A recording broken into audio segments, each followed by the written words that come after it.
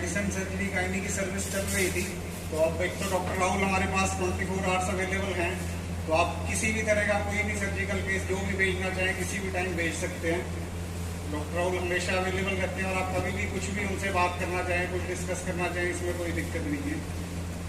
और एक जो नई फैसिलिटी ऐड हुई है वो है आयुष्मान भारत की। इसमें जो मेन मैं ये बताना चाहूँगा, सर्जिकल ब्रांच में जो सर्विस, सर्जिकल और गायनी में, सर्जिकल ब्रांच में जो सर्विस बिल्कुल फ्री है वो है पित्ते की पथरी।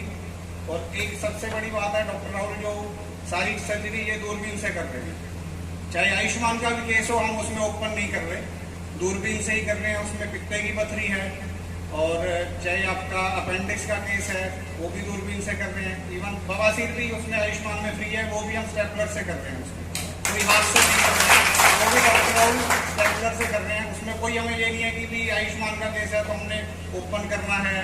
ये सारी सर्जरी दूरबीन से भी है। हर्निया है वो दूरबीन से नहीं हो सकता क्योंकि उसमें जाली भी डलनी होती है, तो वो एक सर्जरी है जो ओपन हो रही है। ये चारों सर्जरी बिल्कुल फ्री है। गायनी में मैडम जो बच्चेदानी का ऑपरेशन है वो आयुष्मान में फ्री है वो, लेकिन उसमें थोड़ा सा ये है कि कुछ हिस्ट्री हमें देनी पड़ती है कि एकदम डायरेक्ट नहीं कर सकते हम, क्योंकि 2-3 महीने की हिस्ट्री चाहिए होती है उसके लिए।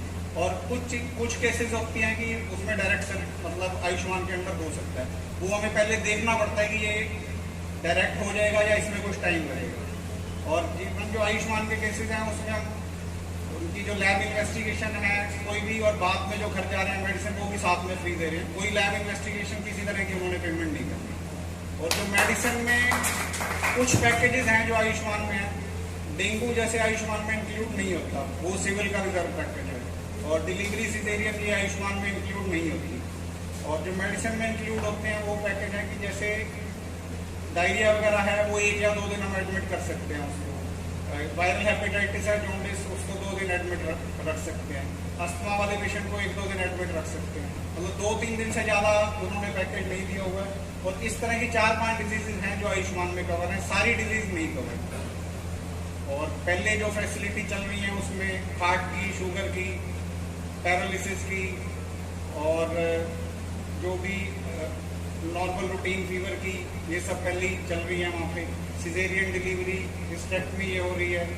और जो बाकी मैंने डॉक्टर राहुल की आपको बताई दी, और आयुष्मान की ये चीज़ें सारी अब जो नई ऐड हुई हैं, पहले भी डॉक्टर राहुल हमारे पास आ रहे थे, अब ये है कि अब वो 24 आवर्स अवेलेबल है। पिछले 1 साल से वो हॉस्पिटल में सेवाएं जरूर दे रहे हैं, पहले ऑन कॉल थे, अब रेगुलर ये चीज़ है। और आपने कोई चीज़ पूछनी हो, बाकी एक हार्ट पेशेंट के लिए मैं कहना चाहूँगा, अगर गांव में किसी को चेस्ट पेन होता है तो उसको आप इग्नोर ना करो, और उसको फर्स्ट एड दे के, चाहे एक सॉर्बिटेट और एक डिस्प्रिन दे के हॉस्पिटल ECG जरूर करो।